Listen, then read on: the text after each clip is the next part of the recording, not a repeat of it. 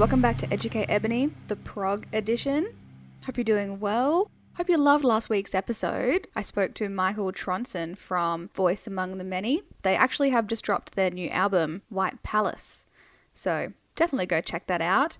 But Michael told me to listen to Define the Great Line by Under Oath, and I did. He said to make sure you're moving, go to the gym. So, oh my gosh, I went to the gym, killed myself, and then had to go to the gym again so I could actually focus on the album when I wasn't doing such a strenuous set. And then I listened to it again in the car. I don't know, I think I find it hard to concentrate sometimes on music at the gym. And I think in the car was when I really tuned in. Okay, so super interesting album. I think the song that initially caught my attention was, and I don't know if I'm saying this right, but it was Salmania. And I think it was just because there's some spoken word in there and they speak in a different language. I'm not entirely sure what it was, but that was really interesting to listen to. But the song that is probably my favorite is Casting Such a Thin Shadow. It was really beautiful. I thoroughly enjoyed that. I think having no vocal, well, actually it does have vocals in it, but I guess towards the end, but I really just like the instrumentals. And then I feel like the rest of the album after that point was really strong. Like Moving for the Sake of Motion, like Michael said, great track. Writing on the Walls, what a classic. I think it was like a really strong second half. But yeah, I don't think, in my brain, I don't think I would have classified this as a prog album as well. But then listening to what Michael had to say about it, I get why it is. So, really cool album. Thanks, Michael. Go check out Voice Among the Many. And just before we get to this episode, pause it. Just pause it real quick. Head to your favorite social media site, type in @EducateEbony, and get involved. If you listen to the albums, I'd love to hear from you.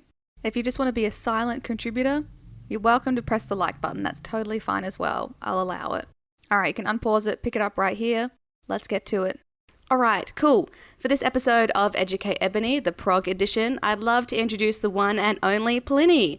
I don't really think he needs too much of an introduction, but, you know, bit of a household name in the prog scene. But if you are unaware, he is an Australian progressive guitarist and songwriter who creates incredible soundscapes. And I'm very lucky to have him on the podcast. So, Plini, welcome. Thank you. You're going to make me blush. I feel like you could have recorded that in post so I didn't have to listen to it. No, I make all my guests listen to that sort of stuff. Usually I can dredge up something from the Instagram and like throw it in there and be like, pineapple on pizza, wow, I can't believe you do that. But no, pretty just above board, nothing sus that I can make fun of. So you're all good. Thank you. Yeah, it's nice to be here. Yeah, and you've actually had a really exciting year. That's why it's taken us 6 months to really lock you down. Played a lot of festivals and shows, like just living the jet-setting lifestyle again. How is it? Yeah, it's been really fun being back doing stuff. Like we played Unify at the beginning of the year. Did an album tour that's been postponed. I think we postponed it every 6 months for 2 years, basically. Like just kept being like, oh, it'll be fine in November. It'll be fine in January. It'll be fine in May. No. But yeah, eventually got to do it and it was really fun. And then did a tour with Northlane, which was really fun. And now we're kind of in the middle of the Monolith Festival with My Heartthrobbed Carnival. So it's, yeah, been great. Are you tight with Ian Kenny? I have progressively gotten more and more tight by forcing myself on him at every opportunity that I get. I love that. I met him a couple of years ago at a carnival gig and he knew of my music, I think. And I was just blown away. Fanning yourself. Yeah. Yeah, just uncontrollably fanning myself. And then these Monolith gigs have been really fun because usually there's a bit of a party afterwards. So pretty much I'll find him and just put my arm around him and yell at him about how much I love him until for some reason he has to leave. I wish I were you. That's the dream, you know, up close and personal. Be Ian Kenny's fan. Yeah. That up close.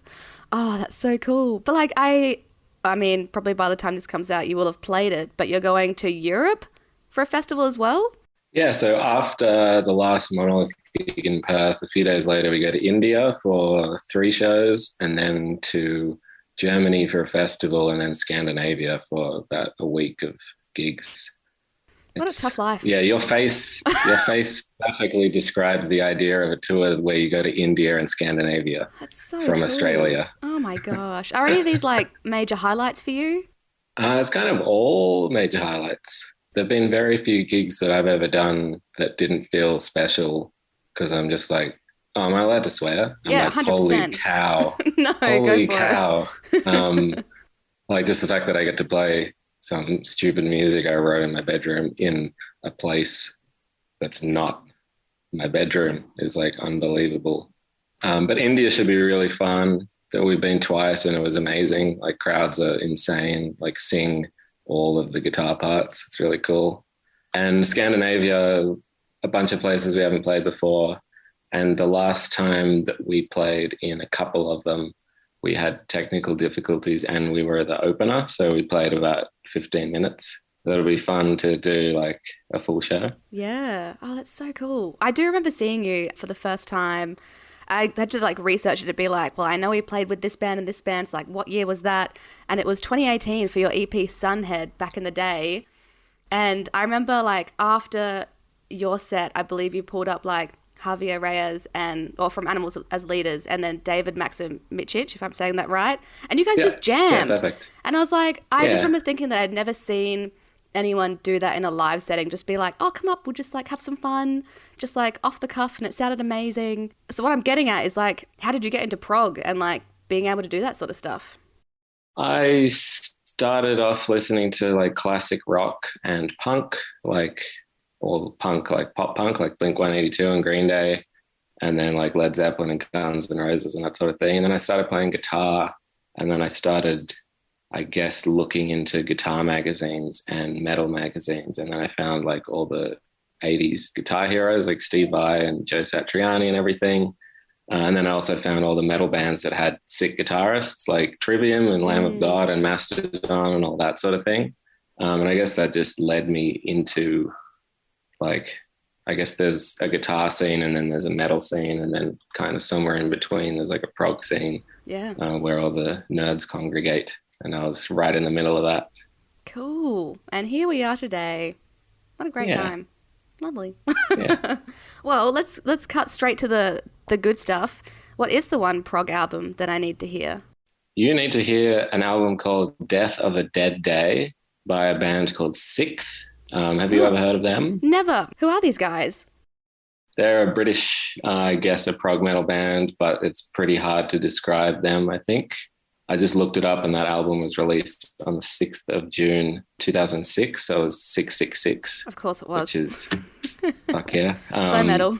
Yeah, they're from somewhere in the UK, probably around London or something like that. I think they started in maybe the late 90s and put out a couple of albums and then had a big hiatus and then came back. And I think they did 2 EPs or an EP and an album in the last few years. And now I'm not sure if they're still active or they've kind of on hiatus again. Right. But I remember when I was getting into stuff like Periphery and Animals as Leaders, and I was like scouring the internet for interviews with people in those bands to see what influenced them, I came across Sixth, and I reckon it would have been like 2009 or something like that. And I listened to this album and I was like, this is the fucking craziest thing I've ever heard. And I could also hear like where their influence had ended up in all these other bands that I was listening to. And then I looked into it more, and they had broken up like a few months before I discovered them. No. So I was just like, sick. I'll never see them live Yay. now. Yeah. But then they actually, when they got back together, they did a bunch of festivals, and we did a festival with them, or it might have been a day off, but we ended up being able to see them. And that was like awesome. Like very, Cool. very awesome. Said hi, or you're just a fan being like, this is amazing. I ended up knowing one of the guitarists through a band that he started afterwards called Aliases, just as a internet acquaintance. So I get to meet a couple of them. But yeah, I mean, you'll listen to the album. It's like, it's insane. I would put them in the same realm as Carnival and Meshuggah for just like untouchably perfect bands. Wow. Okay. Are there vocals in this? 2 vocalists. Oh, cool. One is more of a like conventional-ish metalcore type singer, like he sings and screams, and the other one is like a very eccentric kind of Mike Patton-y, corny, but he also sings, and he does one track on that album is a spoken word poem. Oh, wow. there's just like, yeah, this band really just has like everything possible and it's all happening at once. That's interesting. Interesting that they both, obviously two vocals, two vocalists, you know, it's nothing overly new, but having them Yeah. both sing as well, that's really awesome. Like, not that it's a duet, but I like that kind of stuff. Like, bring it Yeah. back. Need more of that. Harmonies. Yeah. There's heaps of like, they're both like one word each kind of thing, like really fast. Ah, Almost, I guess, new metally, like rap screaming. And it's, yeah. yeah. Wow. Well, you know a lot of prog bands and prog artists as well. So why did you choose this album in particular? Because I thought it's something that maybe a lot of people haven't heard, because I guess they're not really a big band. I feel like they have a cult following, but especially because they haven't been that active recently, people that are coming into this sort of music now might not come across them. Yeah. But yeah, this album in particular is like if you want to write riffs or you want to write cool drum parts or bass parts or vocals or lyrics. I mean, I'm not much of a lyric person, as you might guess from my music, but even the lyrics are like, I assume quite deep and like thoughtful. They're not just like randomly Googling metaphors about violence and then yelling. They're like quite well thought out poetic lyrics as well. So it's just like, yeah, pretty much everything you can put into music, they do. That sounds, from their point of view, like that's exhausting, surely. I mean, really, really cool product. Must be a really awesome process. But that sort of stuff just doesn't happen overnight, for sure. Like, no wonder they had to break up if it's so so good. They're like, I just need some time and then we'll come back together. Yeah. So how did you first hear it? Through those bands and through the interviews and stuff? Did you have to hunt it down? I mean, Because I'm assuming I pirated it. I'm pretty sure I ended up buying the CD because I went through a phase of, I don't know if did you ever come across a website called cdwow.com.au? no. I think it became like CD Red. Oh no, that's a game company. I'm not sure. But it was like a grey import. Like it's not illegal, but I think they had a warehouse in China or something. So you could buy all these kind of obscure CDs for like $10. It was like cheaper and better than JB Hi-Fi. Oh, big call, yeah. Yeah, I had this phase of just like all the albums that I stole when I was younger. I just bought them all. And then Spotify probably came out like 5 minutes later. And I was like, oh, well, I have a pile of plastic now. You know, they'll come back around. Vinyls are back in. CDs will rotate back in with the Gen Xers being like, look at this cool vintage thing. So Do you think they will? surely. They think low-rise jeans are back in fashion. I don't know if you know that, but that's pretty gross. So CDs are next. yeah, I would say that. So it might become a collector's thing. That's true. And I guess it will be rare maybe because I only made however many thousands of them. Yeah. Oh, that's interesting. I always feel like bands that have like a cult following and that are maybe not as large or didn't quite make it. I'm doing air quotation marks, but you can't. No one can see that, but you can. It's just it's just a bit more special almost. Like they feel like, oh, they're yours and like you discovered them and you know, no one else knows about this. It's a bit more of a secret and I don't know why, but that makes music a bit better, if you agree or if you know what I mean. Yeah, I think, I mean, we're probably used to this because of the music we listen to. Like pretty much all the stuff we listen to isn't mainstream. So they're bands that we've like followed for a while and seen them get bigger, but they're not that big. So it feels a bit personal. Yeah.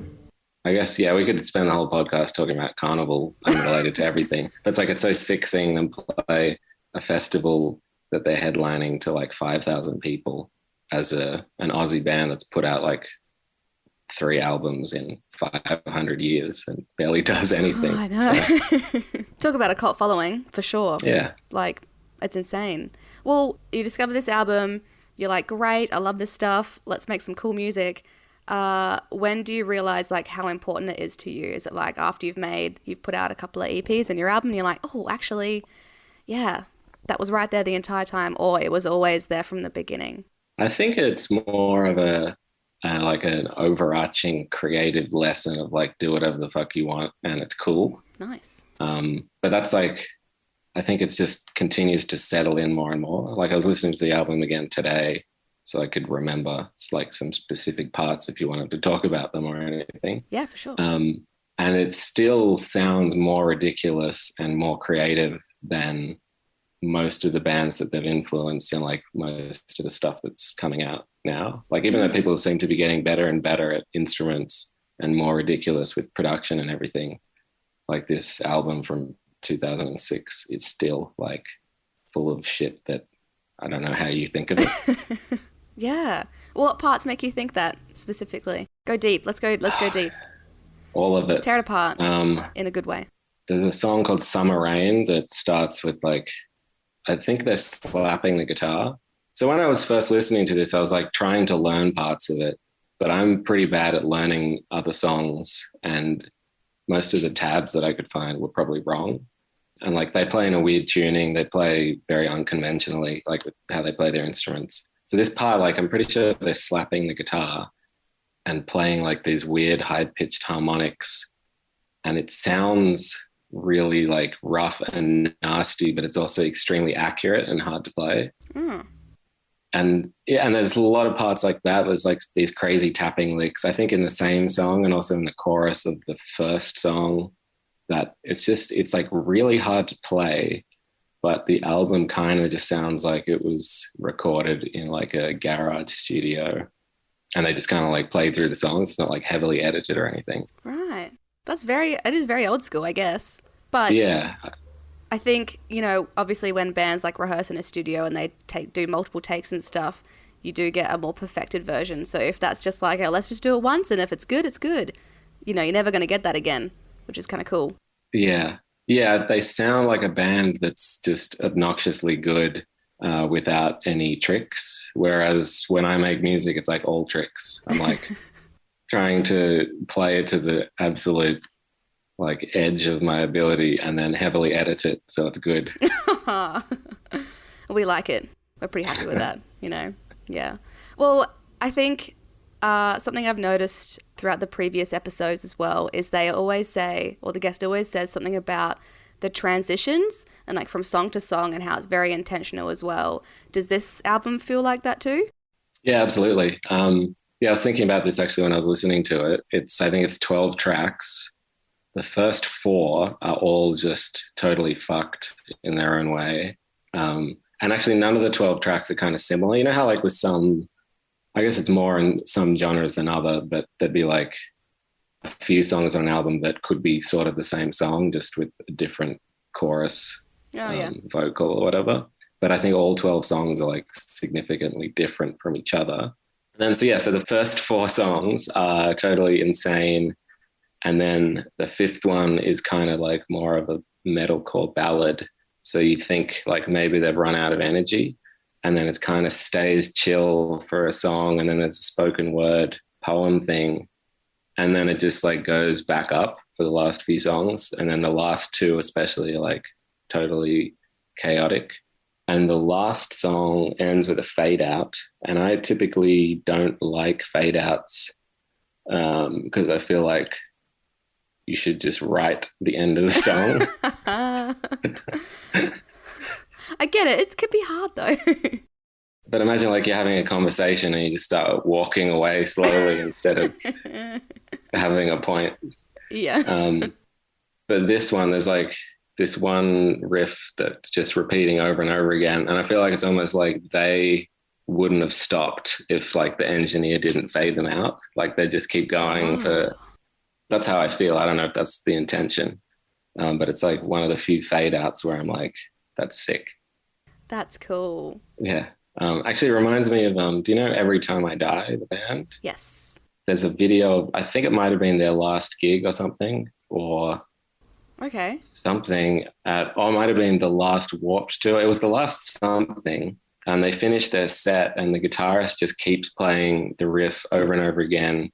And they've like stopped packing up the drums and like loading the band off stage. And he's just still playing the riff, like standing on a PA or something. Oh, wow. And I think it goes for like 15 minutes or something. And they turn off front of house, but he still has an amp on. So I think he's just going until he's like physically removed from the stage. That's so interesting. I don't understand the mentality behind it. If you look up Every Time I Die riff forever or something, you'll probably find it. Yeah. As a fan, like for a fan in the crowd, their perspective, they would have been like, this is so cool. But everyone else, they'd just be like, you need to finish it now. You did good. Get a drink of water. Wow, that's so interesting and weird. Yeah. But I think that like, I don't know what the word is. It seems cool to me. Like it's a very, I don't give a fuck attitude, but in a type of music that's, you have to give a fuck to be able to play it and write it. So I think having like those two attitudes in the one performance is like admirable. Yeah. I'm just thinking like if you had that attitude when you were on stage, I don't think it would work because like you have to be focused and also look at the crowd and everything else. But like, yeah, that wouldn't work for many prog artists at all. No. But I guess that's maybe the point of the jam thing that we do. Yes. Is to kind of take things self-indulgently too far, just briefly. Yeah. Do you still do that? It depends on the tour. But yeah, if we're headlining, we do. Oh. Yeah. It was fun doing it on the North Lane tour because we're like a nerd instrumental band sandwiched between all these like epic, amazing songwriting bands.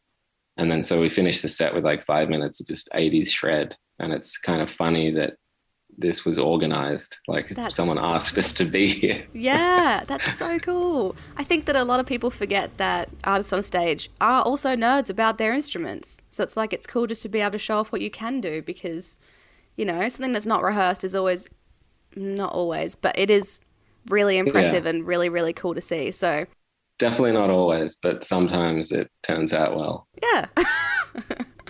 Definitely. Why, I mean, I get it, but why do you think this album would stand up in future years? You know, when prog evolves again in the next decade or so, why should people keep coming back to this one? I guess like the technical and creative aspects, like it's going to be hard for anyone to kind of like outdo them just because it's so unique. Yeah. They just sound like themselves. But I guess the songs are also really well written, like the same way that we still listen to a bunch of stuff from the 60s and 70s and 80s because the songs are catchy. There's a bunch of like really catchy melodies and riffs as well. And yeah, I think they just did something really unique that you can't necessarily just listen to another newer band to get. Yeah. Well, what are my listening notes, or how should I listen to this album? It sounds very intricate. How should I approach it? Just, I guess when you have, I don't know how your attention span is generally, but like sometimes I find it difficult to listen to a whole album. But when you're feeling up for, it's probably like an hour or something. Yeah, just go for it. Go for it. Dig in. I will. I think my attention span has gotten better. Take that back partially, but you know, I'm working on it, so that's okay. Yeah. Cool. Anything else to add that you want us to know about this album, or anything we should watch out for when we listen, or a certain song or something? I guess if you want to enter at the shallow end, there's a song called Where Do We Fall? That's probably the most polite of the songs. It's like a bit of a ballad, but still awesome. Like I feel like the main riff of that song is like the inspiration for all melodic metalcore riffs since. What song was that again? Where Do We Fall? I think it's called. The main source of inspiration. Like the third last. Awesome. I don't know if it actually has been, but I haven't heard anything before it that sounds like it, but it's like the type of riff that you can hear like Periphery do or Polaris do or that sort of thing if they're doing like a metalcore ballad. Oh, okay. I'm super interested. This is going to be great. So that's, yeah. Yeah, so if you want to like dip your toe in it, start there, but otherwise just start at the beginning and wear a seatbelt. Noted. I definitely will. Oh, amazing. Well, there we have it. The one prog album that Plini thinks that you and I should listen to is Death of a Dead Day by Sixth. Plini, thank you so much for your wisdom. I can't wait to listen to it from your point of view. Yeah, I hope you like it. Let me know. So pretty much I'll find him and just put my arm around him and yell at him about how much I love him until for some reason he has to leave.